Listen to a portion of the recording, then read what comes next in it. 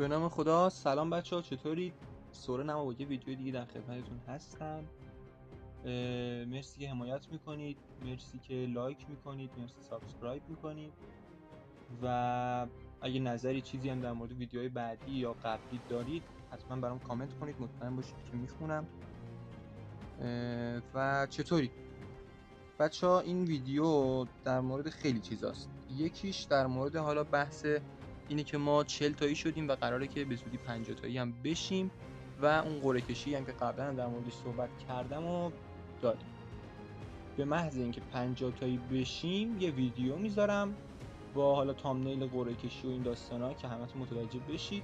هر کی زیر اون ویدیو کامنت بذاره، هر چیزی بذاره، داخل قرعه کشی شرکت داده میشه و از وقتی که ویدیو رو بذارم یک هفته بعدش قرعه کشی میکنم. یعنی دوشنبه اگه بذارم، دوشنبه هفته بعد قرعه کشی میکنم بین کسایی که کامنت گذاشتن و به 5 نفر 80 تا سی پی میدم. اینطوری هم اونایی که فعالترن و ویدیو رو میبینن سی پی میگیرن.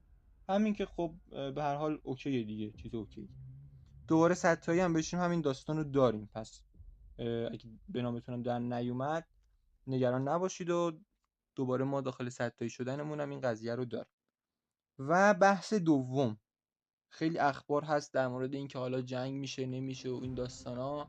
مکانیزم ماشه هم که بر علیهمون انجام داره میشه و قیمت دلار هم داریم میبینیم.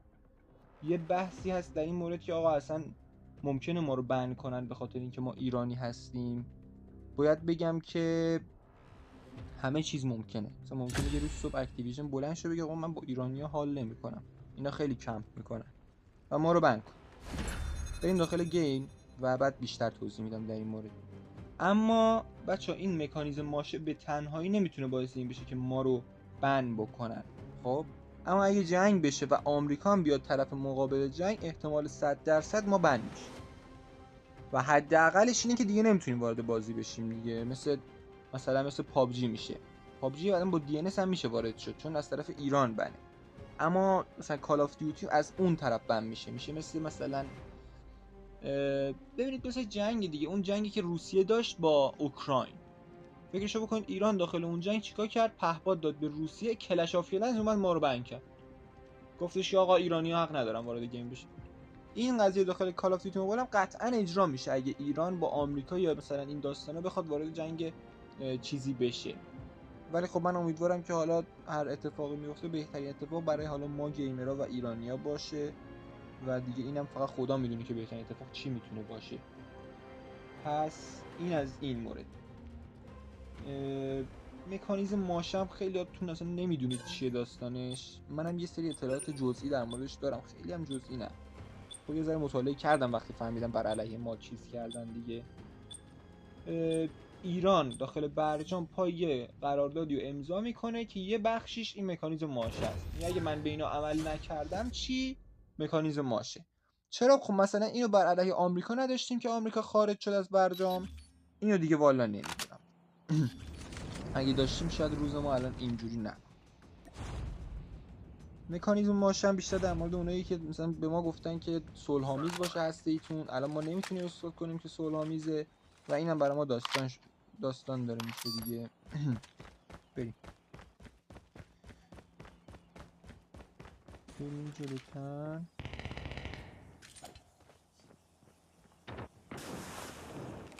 کمپره. خب ببین یارمون چه خیلی هایی داره.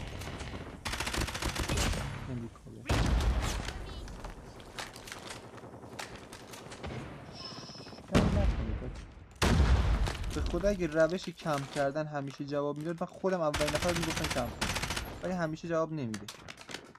فقط اعصاب انمیاتون رو خورد میکنه. خودتون هم یاراتون وقتی ببینید راش میدن و این داستانا اعصابتون به هم میریزه. خب آقا جان طرف میخواد بازی کنه دیگه، راش نمیتونی از اون توقع داشته باشی کم کنه. ولی اگه تو خوب بازی بکنی طرف کمپ هم بکنه، حالا درسته یه مقدار به تو فشار بیشتری وارد میشه، اما این قضیه هست که تو دیگه داری بازی خودتو میکنی، تهش به تو فشار وارد نمیشه. مثل من بعد از یه مدت هم مثل من دیگه میفتی دنبال کمپر کشی و این چیزا. ای پوفیوز اینجا مین گذاشته بود. یزید میرم میکشمش.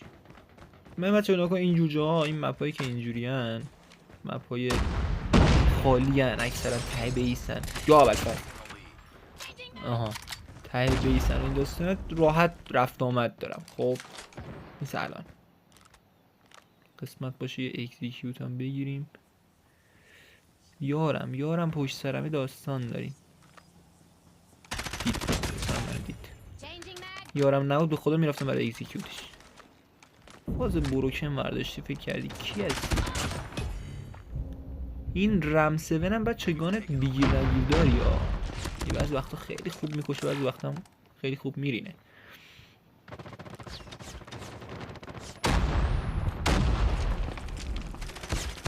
VMP دستش بود. این بگیر نگیر داره. نمیدونم مثلا برای رنج طراحیش کردن، برای مید رنج نه طراحیش کردن، بیشتر برای میده ولی یا اول بیشتر برای مید رنجه، یعنی نه رنج میزنه اونقدر شما نمیتونید توقع رنج داشته باشید مثلا دیارشو بزنه، نه میتونه مثلا فاصله نزدیک VMP رو بزنه یا فنک و اینا رو بتونه بزنه، نمیتونه بزنه. مثلا خوبه شما مثلا با این بخوای 117 رو بزن.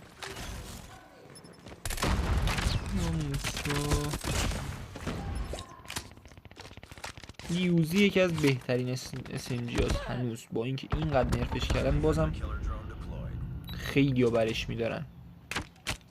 البته میگم آگاهانه اگر اتچمنتشو بچینید چیز خوبیه، چون الان مثلا بچه دیگه قبلا بهتون در مورد این یوزی و اینا صحبت کردم ها که نو استوکو دیگه نذارید، چون چیزش کردن نرفش کردن، اومدن تو یکی از نرفای یک سیزن فقط اومدن نو استوکو نرف کردن. بعد خب مثلا شما اطلاع ندارید بازم از همین استفاده میکنم، ای بابا چرا تیرا من نمیخوره، چرا یهو گانم پرواز میکنه، چرا اینقدر مثلا اکیوریسی اومده پایین، چون میاره پایین یه نرف شده. من باید این چیزا رو حواسش باشه. و یه چیزی هم دیگه در مورد همین بحث حالا حمله اسرائیل بکنه یا نکنه و این داستانا جنگ بشه نشه، بچه اگه جنگ بشه یک چه شانسی داره یارو. اگه جنگ بشه خب منم خونم رنگین تر از شما نیست، منم دیگه نمیتونم کالاف بازی کنم، نمیتونم بیام تو یوتیوب و کار ما هم متوقف میشه تا بعد از جنگ اگر جنگ بشه. حالا امیدوارم کسی نشه، ولی اگرم شد حداقل نت ها رو قطع نکنن که مثل اون دفعه دیگه چیز نشیم. واقعا چیز مسخره‌ای بود. این بغل این